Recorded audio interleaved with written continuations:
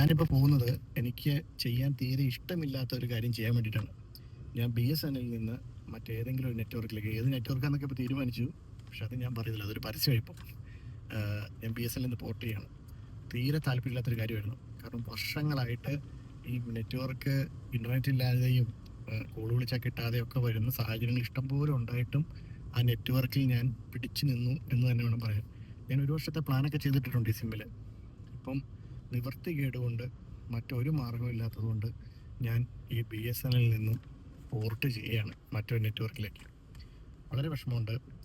ഞാൻ ഈ വീഡിയോ സത്യത്തിൽ ഇടുന്നത് എന്താണെന്ന് വെച്ച് കഴിഞ്ഞാൽ, എന്നെപ്പോലെ തന്നെ ഒരുപാട് ആളുകൾ ഈ BSNL കീപ്പ് ഓൺ, അതിൽ നിന്നും പോകാൻ താല്പര്യമില്ലാതെ കീപ്പ് ഓൺ ചെയ്തിരിക്കുന്ന ഒരുപാട് ആളുകളുണ്ട്. അവരോടൊക്കെ എനിക്ക് റെസ്പെക്റ്റ്, കാരണം ഭയങ്കരമായ ബുദ്ധിമുട്ടുകൾ സഹിച്ചിട്ടാണ് ഈ നെറ്റ്വർക്കിലേക്കുന്നത് എന്നെപ്പോലെ.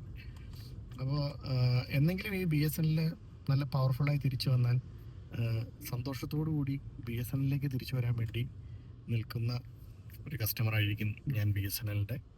ഇപ്പോൾ തൽക്കാലം ഞാൻ നിന്നോട് വിട പറയുകയാണ് BSNL.